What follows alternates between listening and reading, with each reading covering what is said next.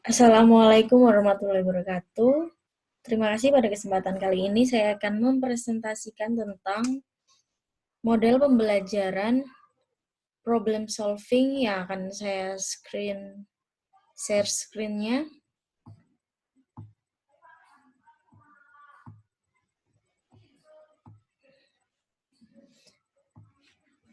Tujuan dari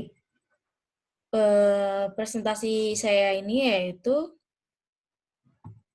untuk mengetahui bagaimana pembelajaran problem solving itu sendiri, dan yang kedua mengetahui tahapan problem solving, yang terakhir mengetahui penerapan model problem solving dalam pembelajaran. Sebelumnya mari kita kembali ke latar belakangnya terlebih dahulu. Menurut Calvin dan Sun, itu tujuan pembelajaran sains adalah untuk membantu siswa berkembang dalam keterampilan dalam memecahkan masalah. Karena itu dapat dipahami bahwa Kurikulum Nasional Kurikulum Indonesia, Kurikulum 2013 telah merekomendasikan untuk menggunakan model penyelesaian masalah. Lebih lanjut lagi, Karin menyatakan tujuan pembelajaran sains adalah untuk membantu siswa mengubah persepsi, baik itu gambar, konsep sendiri untuk memacu pengembangan keterampilan dalam pemecahan masalah. Oleh karena itu, dapat dipahami kurikulum nasional merekomendasikan penggunaan model pemecahan masalah. Menurut Karin, langkah-langkah dalam model pembelajaran masalah problem solving itu yang pertama perencanaan, kedua pengumpulan data, ketiga mengatur data, dan yang keempat menganalisis data, kelima generalisasi, dan yang terakhir menggambar kesimpulan. Tahap perencanaan termasuk kegiatan untuk mengidentifikasi masalah, merumuskan masalah, merencanakan kegiatan, dan menyelesaikan masalah. Kegiatan perencanaan adalah kompetensi yang harus dicapai oleh siswa sekolah, baik siswa sekolah menengah maupun siswa sekolah menengah atas maupun bawah, sebagaimana dinyatakan dalam lingkup karya ilmiah dan keselamatan kerja. Penerapan model pembelajaran akan mengarahkan siswa untuk memperoleh informasi baik itu ide, keterampilan, dan lain-lain melalui proses berpikir dan mengekspresikan diri mereka sendiri. Selanjutnya, rumusan masalah berdasarkan latar belakang ini ditentukan rumusan-rumusan masalah. Yang pertama yaitu apa yang dimaksud dengan pembelajaran pemecahan masalah atau problem solving. Yang kedua, bagaimana tahapan-tahapannya, dan yang terakhir, bagaimana penerapannya. Manfaat dari penulisan ini yaitu memberikan informasi kepada pembaca tentang model pembelajaran problem solving sehingga dapat dipertimbangkan oleh guru maupun dosen sebagai model pembelajaran yang dilakukan yang dapat digunakan dalam proses pembelajaran. Selanjutnya, problem solving sendiri adalah aktivitas yang memiliki banyak aspek dipengaruhi oleh berbagai faktor, yaitu kognitif, motivasi, dan perilaku. Untuk masalah sendiri menurut definisi, yaitu situasi di mana seseorang individu tidak tahu bagaimana caranya melaksanakan solusinya, karena menyebabkan ketidakseimbangan dan kebingungan. Ini menurut Lamdin 2003. Sehingga adanya permasalahan atau problem yang diberikan akan mengajak siswa lebih aktif dalam pembelajaran. Dengan memahami isi pembelajaran, menantang kemampuan berpikir siswa, dan untuk mengatasi masalah yang dihadapinya. Menemukan solusi yang tepat atau solving atas permasalahan tersebut. Sehingga menurut Joyce, untuk model pembelajaran dibangun oleh beberapa komponen, yaitu yang pertama sintaks, kedua sistem sosial, ketiga reaksi prinsip, keempat sistem pendukung, dan yang terakhir dampak pengajaran. Tahap-tahap problem solving itu sendiri ada 6. Yang pertama yaitu pada fase pengantar, guru memberikan pengantar kepada siswa, yaitu dengan siswanya kemudian mengamati. Yang kedua, fase kedua yaitu observasi. Observasi di mana siswa ini nanti akan membaca wacana yang telah disiapkan di LKPD ataupun lembar kerja. Fase yang ketiga itu masalah awal. Siswa sendiri merumuskan masalah. Kemudian memecahkan masalah. Sehingga tercipta masalah, kemudian dapat diajukan pertanyaan. Masalahnya ini adalah pertanyaan yang muncul dari siswa setelah observasi itu sendiri. Fase yang keempat itu pengumpulan data, di mana siswa dapat mengumpulkan data bisa melalui kegiatan eksperimen, di lab, atau menguji literatur, mengamati peristiwa, baik itu peristiwa dari benda, mengamati benda, atau kegiatan yang lainnya. Hal ini bertujuan untuk meningkatkan keterampilan siswa dalam memperoleh informasi, mengembangkan kosakata, mengukur, merekam data menggunakan angka. Selanjutnya fase kelima organisasi data. Jadi siswa nanti melakukan kegiatan mengelompokkan data menurut aturan tertentu, mengubah data menjadi grafik atau data berupa tabel, grafik, diagram.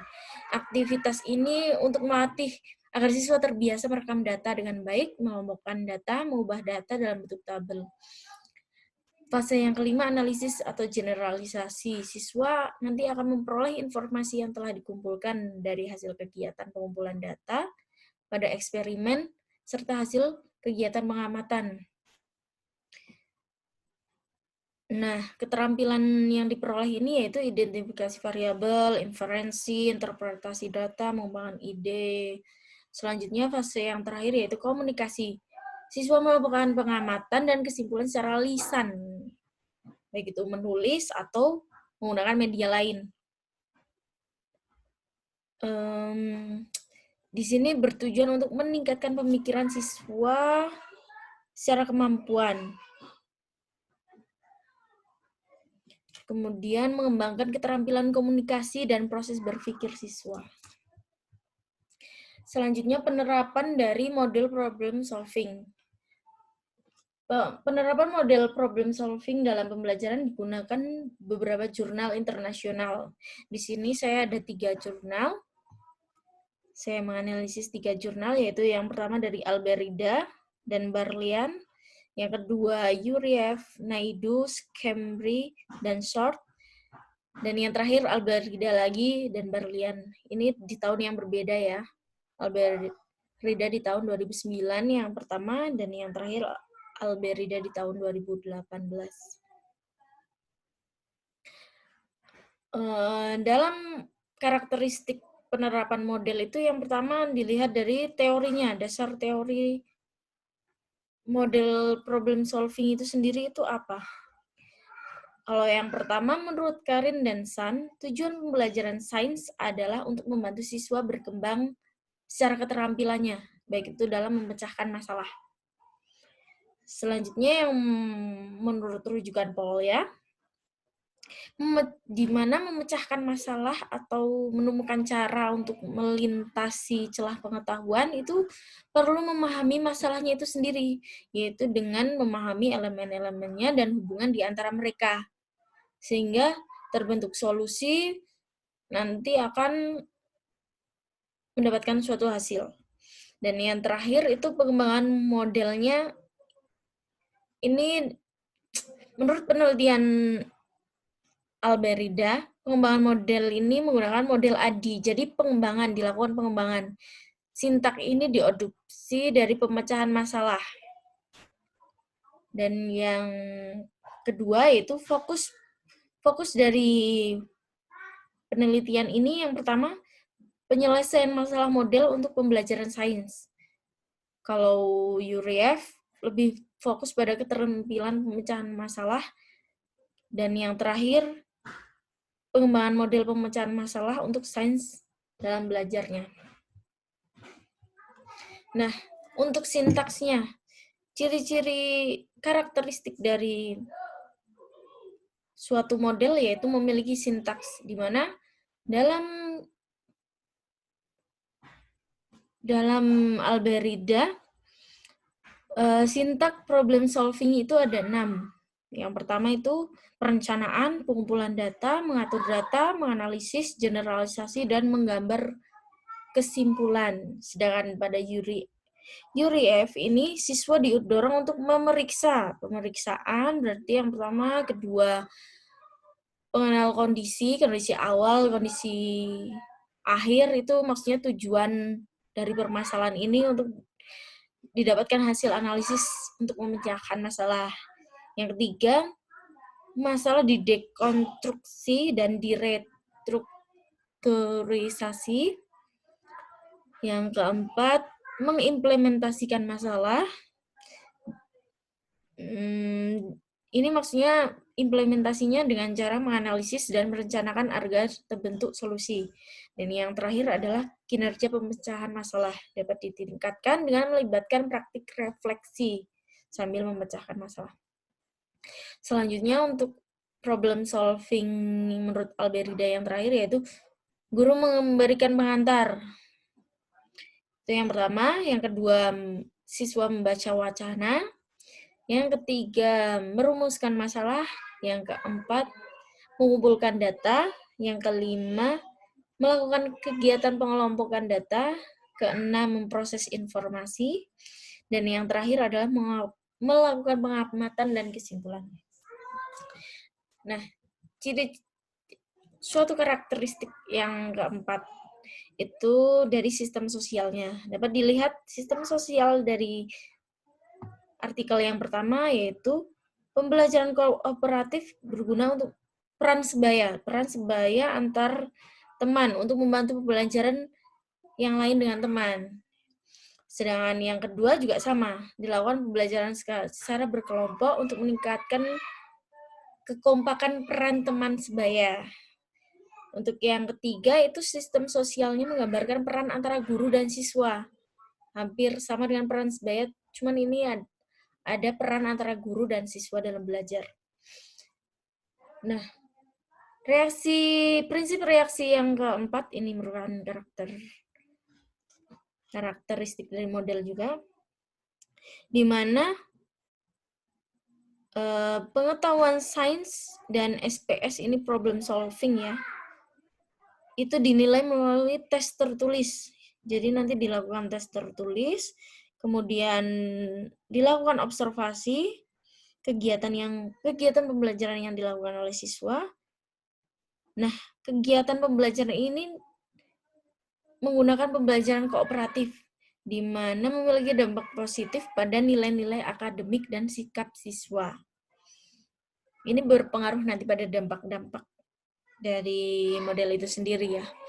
Selanjutnya, prinsip reaksi dari Yuri-F. Selama seminggu pertama itu siswa berpartisipasi dalam lokakarya. Kemudian nanti siswa diminta untuk mengisi metakognisi dan inventaris pengaturan diri. Perincian ada di bawah ya. Jadi nanti siswa jadi akan tahu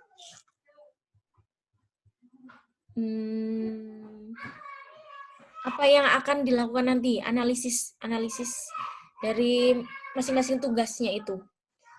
Kemudian prinsip reaksi dari Alberida problem solving yang ketiga itu prinsip masalah reaksi memecahkan model melalui pembelajaran sains, yaitu dengan menjelaskan bagaimana guru menghargai, menempatkan, dan merespon untuk tindakan yang dilakukan siswa. Kegiatan pembelajaran dalam model ini menggunakan pembelajaran kooperatif, sama ya, memberdayakan peran sebaya untuk memberikan bantuan belajar kepada teman-teman yang lain. Nah, karakteristik yang keenam itu ada sistem pendukung. Sistem pendukung itu berarti apa sih yang pendukung dari artikel dari model itu sendiri? Kalau yang pertama ini, artikel yang pertama ini, guru memberikan penghargaan. Hal ini dilakukan untuk membantu siswa agar termotivasi dalam belajar.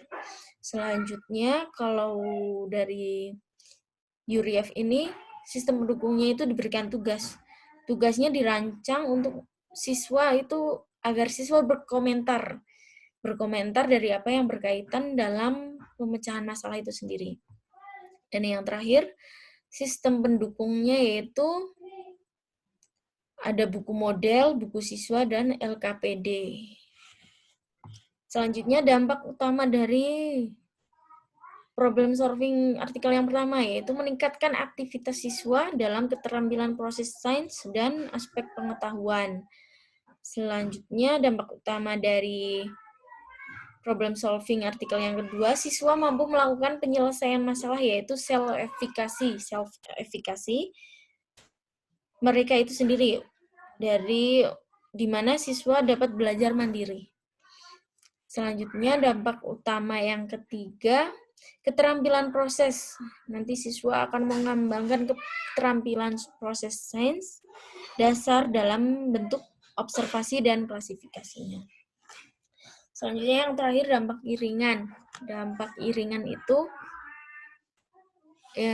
pada artikel pertama, meningkatkan problem solving siswa dan sains dalam pengetahuannya. Jadi mendorong sikap ilmiah siswa secara kehati-hatian, ketekunan, dan kejujuran. Dampak iringan artikel yang kedua yaitu mengembangkan kebiasaan metakognitif, mempertanyakan diri sendiri, dan mempelajari jenis pertanyaan apa yang akan diajukan sendiri selama proses pemecahan masalah. Dampak iringan yang ketiga itu ada dari sikap ilmiah dan juga sikap sosial. Sikap ilmiahnya itu seperti rasa ingin tahu, sedangkan sikap sosialnya itu sikap sopan, menghargai pendapat orang lain, seperti itu. Nah, berdasarkan karakteristik ini,